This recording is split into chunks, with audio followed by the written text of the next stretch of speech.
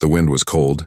It howled through the rocky cliffs of Neuron 5, a distant alien world where tall beings lived in strong mountain cities. They were known as the Norel, a proud race of beauty, balance, and perfection, and among them once lived a girl named Sira. She had been born different, bigger, taller than the other Norel girls, heavier bones, stronger arms, thicker skin. She had soft gray skin and deep purple eyes, but her size made others whisper. At first, her mother said, "She will grow into her strength," but as years passed, the whispers grew louder. "She's too large. She can't carry life safely. Her body will crush her own children." The Norel prized those who could give birth, the perfect form, the delicate build. Sira's body didn't fit.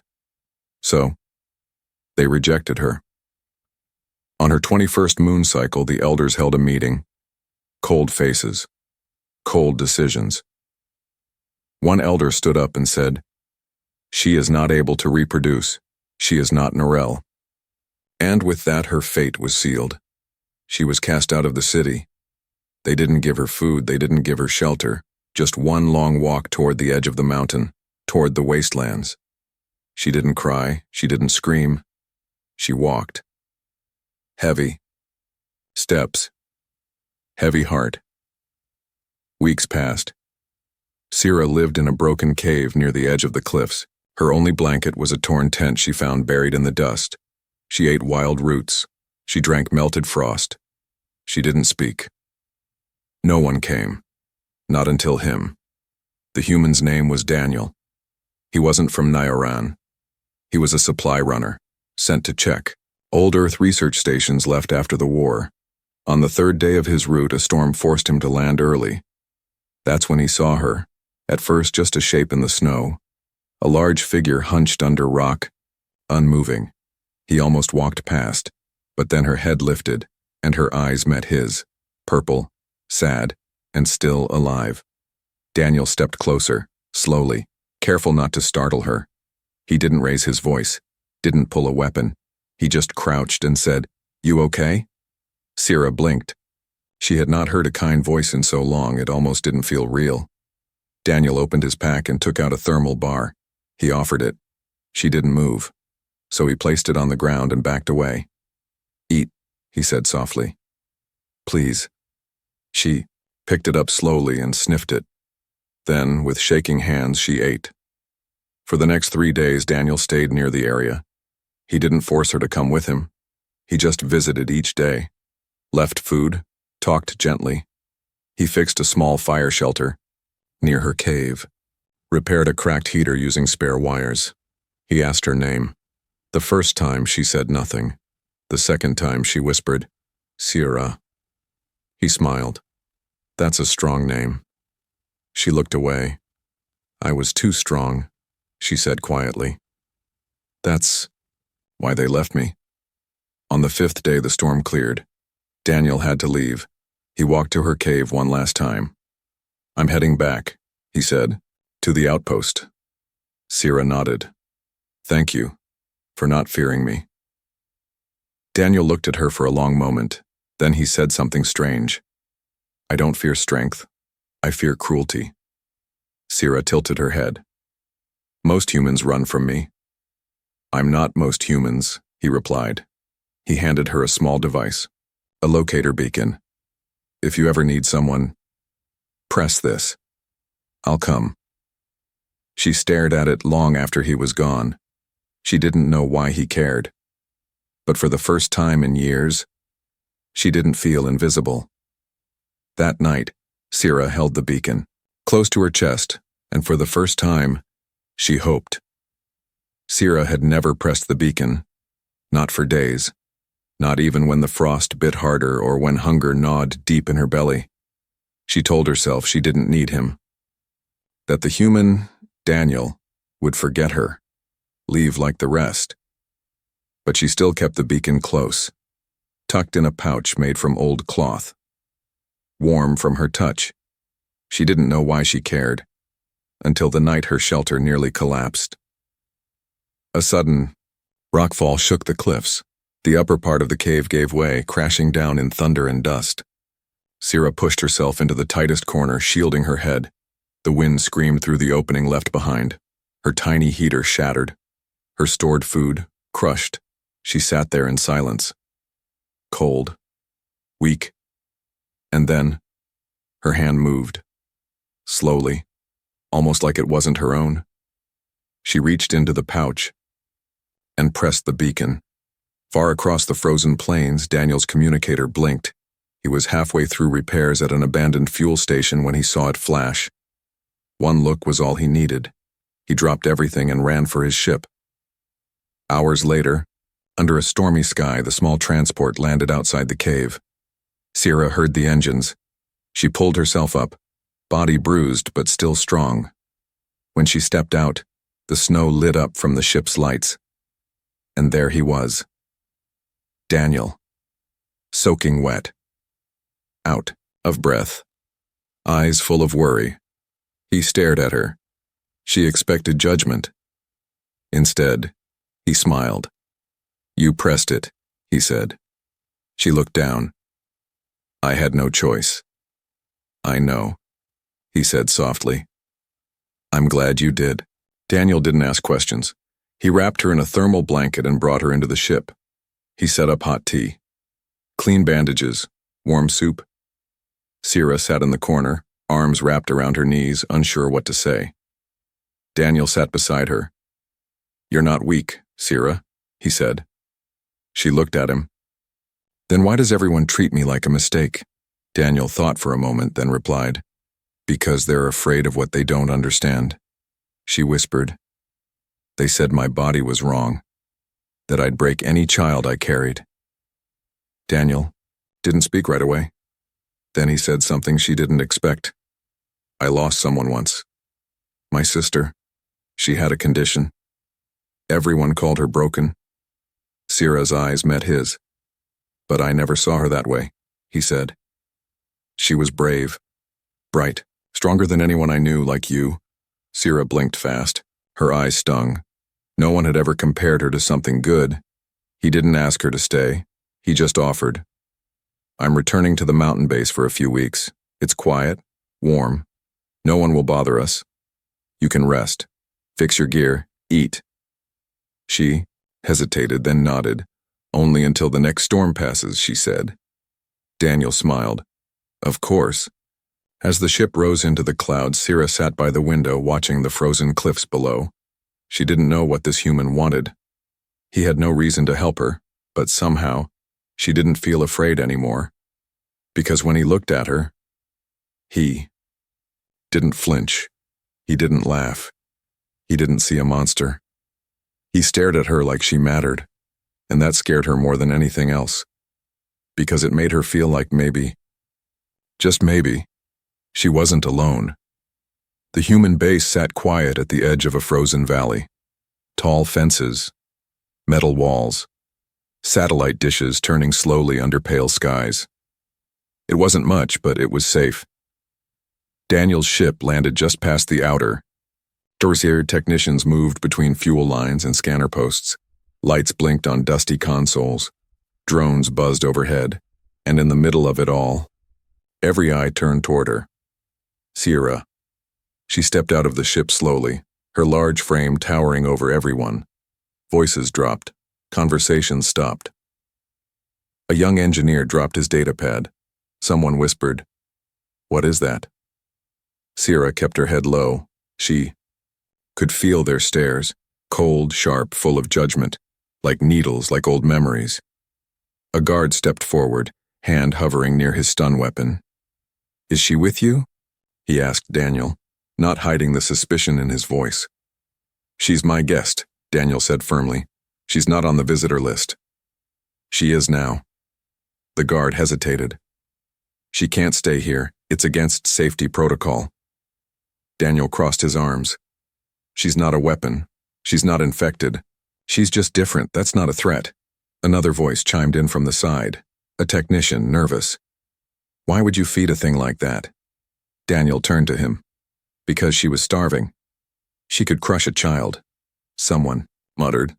"And you could crush a spider." Daniel snapped. But I don't see anyone stopping you from walking around. The crowd fell quiet. Sierra stood frozen. She didn't want to be here anymore. I'll go, she whispered. I didn't ask for this. Daniel turned to her. No, you asked to survive. That's not a crime. He looked at the others. If any of you had seen her in that cave, shivering, half frozen, you would have done the same. Or you should have. No one answered. The silence said enough. Daniel walked ahead, and Sierra followed. Later, in a small storage room Daniel had cleaned for her, she sat on a padded floor, knees tucked under her arms. He handed her a hot drink. She didn't take it. They hate me, she said. They don't know you. They don't want to. Daniel sat beside her, leaning against the wall. I get it. When I first arrived here, I was the weird guy from Earth, the outsider, the one who talked to machines and didn't smile much. Sierra glanced at him. But you were still human. You looked like them.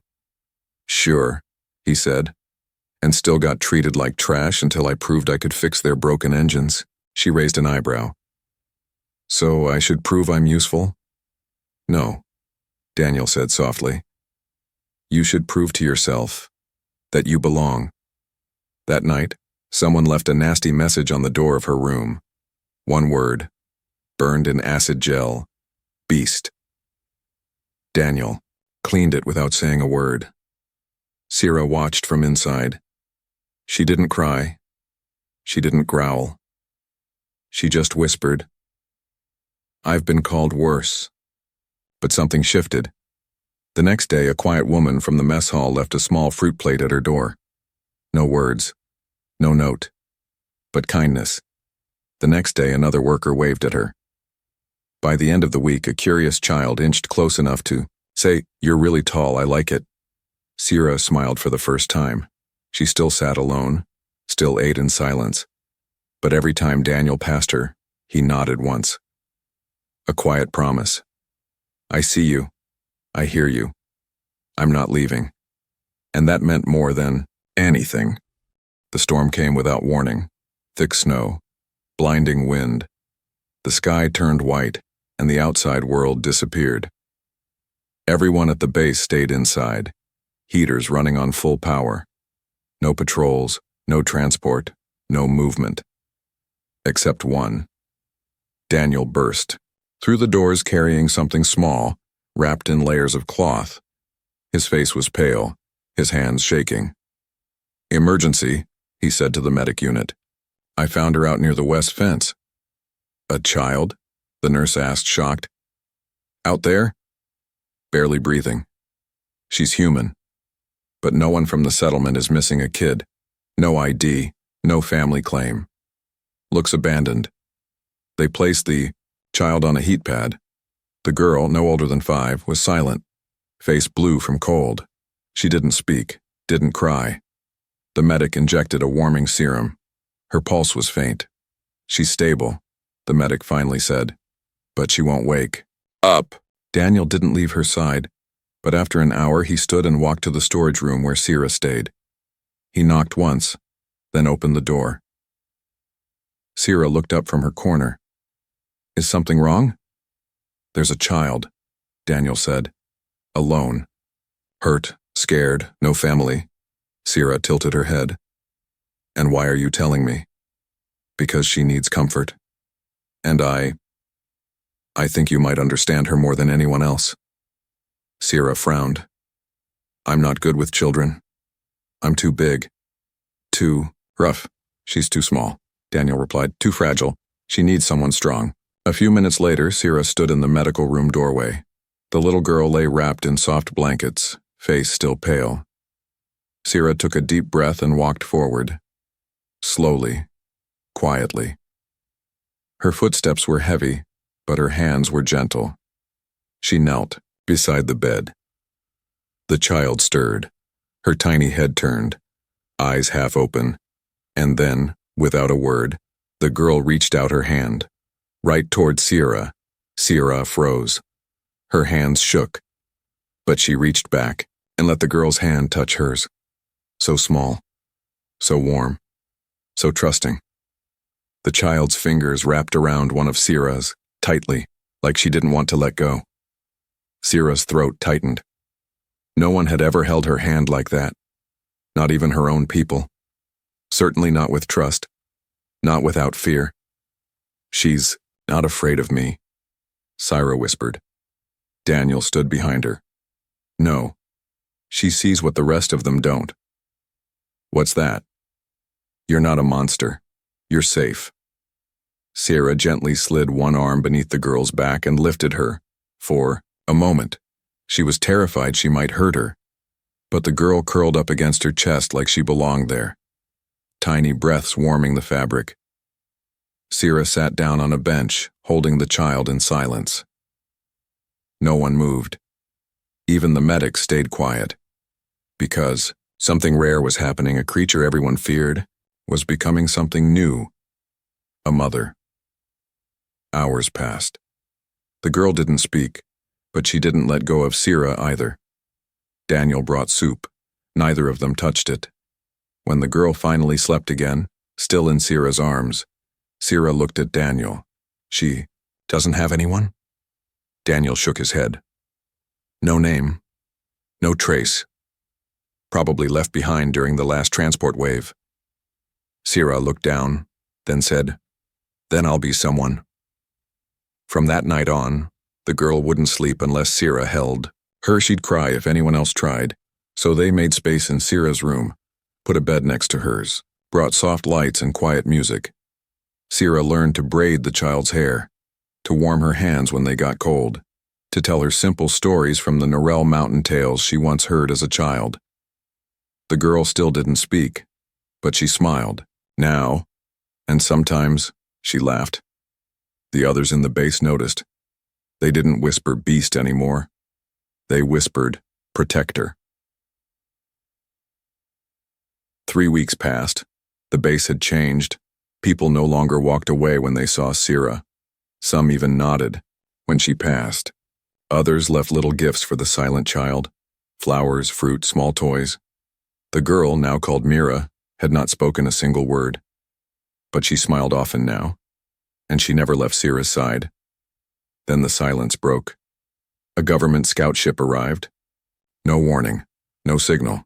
It landed just beyond the gates. Clean, polished, cold. Out stepped 2 figures, sector officers from the Interplanetary Child Protection Unit. 1 human, 1 alien. They carried scanners, datapads, and faces with no warmth. Daniel stood near the landing pad, arms folded. Sierra stood beside him, holding Mira gently in her arms. The child clung to her chest, silent but clearly frightened. The lead officer, a woman in a white coat, stepped forward. "We're here for the child," she said. Daniel raised an eyebrow. "On whose orders?"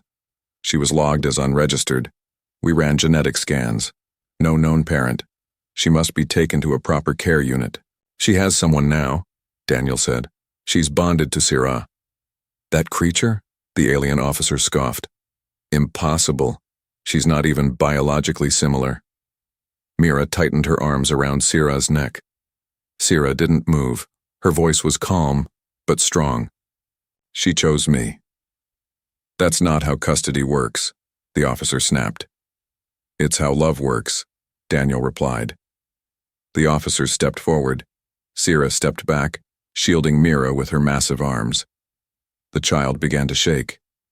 "No need for conflict," the human officer said. "We'll bring her safely. You can say goodbye." "No," Sierra said simply. "She's not yours," the alien officer said coldly.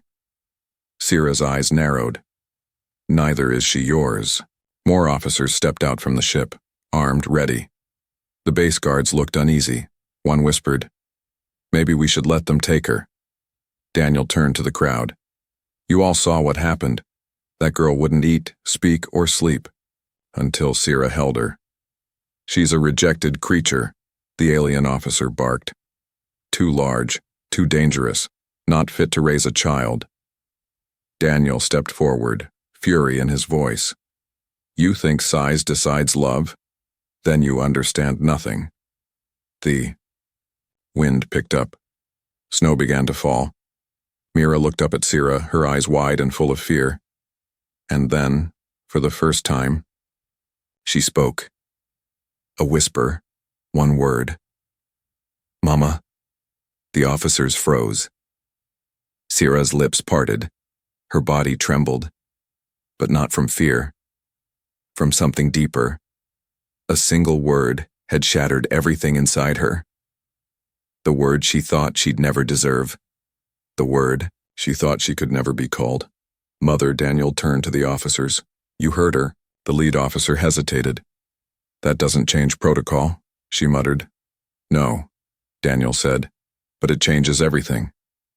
Suddenly, the base commander stepped out. She was an old woman with gray hair and cybernetic eyes. She had watched silently until now. I've seen the reports, she said, and I've seen the child. She looked at Sira. She eats, sleeps, and grows stronger because of this woman. That makes her more fit than any system file. She turned to the officers. If you try to take that girl, you go through me. And my people. The officers looked around. Dozens of workers, guards, and medics had gathered. None moved to help them. Not one. The officers gave up. They turned and left without another word. Their ship lifted silently into the sky. Back in the shelter, Sira sat on the floor, Mira in her arms. The child rested her head on her chest, smiling softly. You spoke, Sira whispered. Mira nodded. I was scared, she said. But you were there. Sira held her tighter and whispered back, I always will be.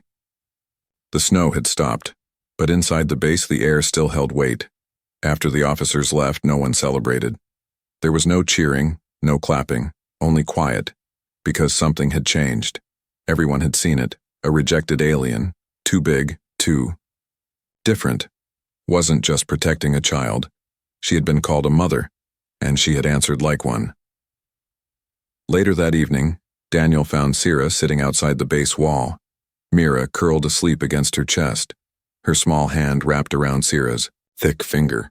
The sky above shimmered with distant stars, silent witnesses. You all right? Daniel asked softly. Sira nodded, but her eyes were far away. I've been thinking, she said. You deserve to know the truth, the real reason they cast me out. Daniel sat beside her in the snow. I'm listening. Sira took a deep breath. My people didn't reject me only because I was large. That was a reason they could say out loud. The easier reason, she looked down at Mira. I was born with a rare genetic marker, a trait that hasn't appeared in our kind for hundreds of years. A trait that allows my body to carry hybrids. Daniel blinked. Hybrid children? She nodded. Yes, offspring from another species, a child, like her. Daniel looked at Mira. You mean your body could adapt? Sira nodded slowly. But the elders feared it. They said I was a threat to the Norel bloodline. They said I was a doorway for others to enter our purity. She swallowed. They feared that if I gave birth, it wouldn't be a child of Norel. It would be something new.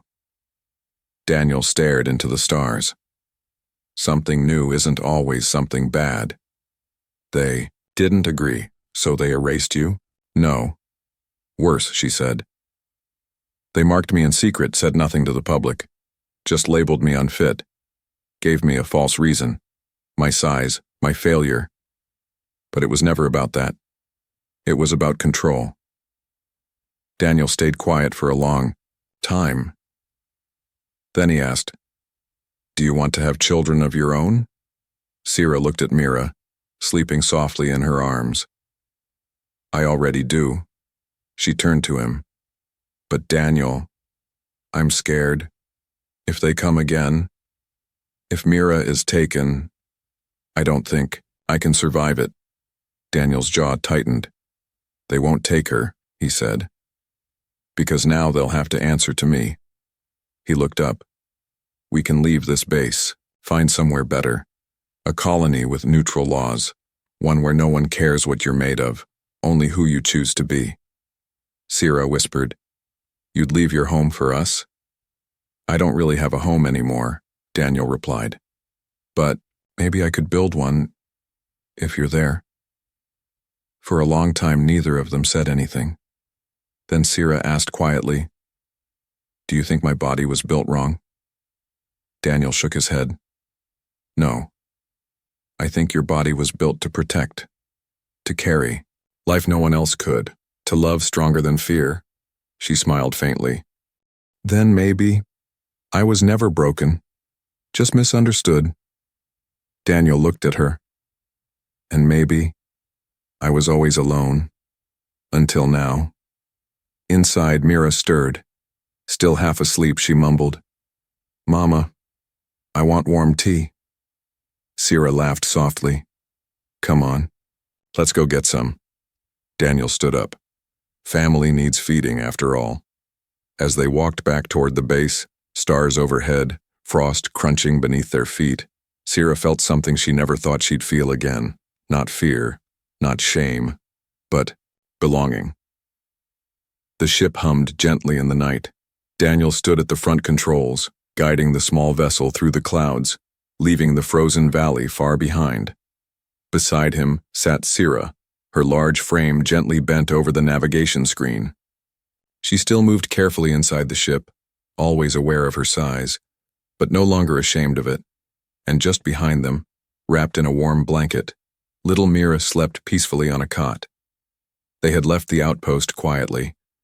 No big goodbye, no speeches.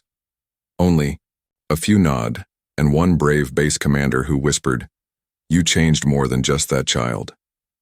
Now, above the clouds, flying toward a small neutral colony called Elias Point, the silence felt different. Not heavy, not sad, just calm. Sira turned to Daniel. Do you think they'll accept us there? He smiled. They accept everyone. Different shapes, different blood, different beginnings. No one is measured by what they can't do. She nodded slowly. Good. Daniel glanced at her hands. You're still shaking. A little, she admitted. I've spent my whole life thinking I was broken. It's hard to let that go. Daniel said, You held that child like the world was ending and you wouldn't. Let her go. That's not broken. Sira smiled faintly. That's the first time anyone said that to me, and I believed it. Later, Mira woke up and padded barefoot to the front. Where are we? She asked sleepily. Somewhere better, Daniel said.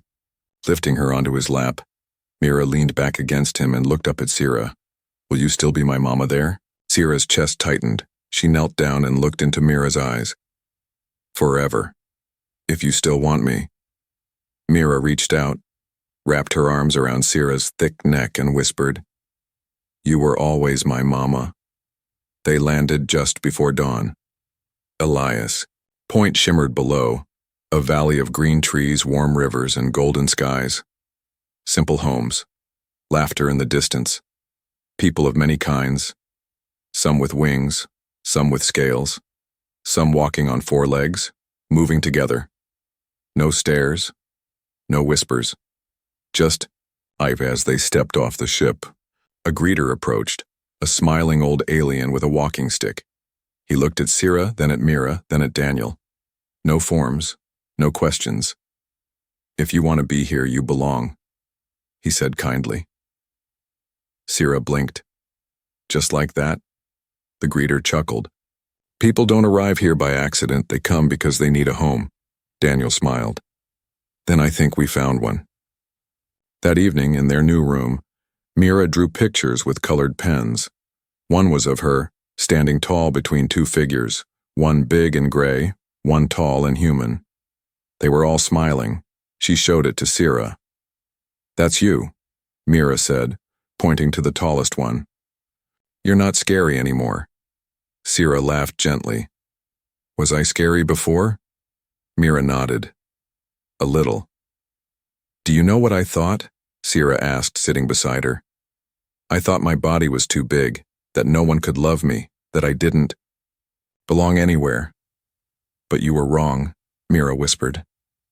Sira smiled. Yes, I was wrong. Later that night, Sierra stood outside, looking up at the stars. Daniel joined her. He held a mug of warm tea and handed her one too. You okay? He asked. She nodded. I was made to carry something more, not just life, but love. He looked at her gently. You weren't built wrong, Sierra. She looked up at him. No, I was built strong enough to protect, to stay, to love when others left. He raised his mug. To the family we choose. Sierra clinked hers against his. And to the ones who see us for who we really are. Somewhere deep in the stars, someone may still call her a mistake. But here, in the warm light of a tiny home, she was something more. A protector, a survivor, a mother, and above all, she was loved.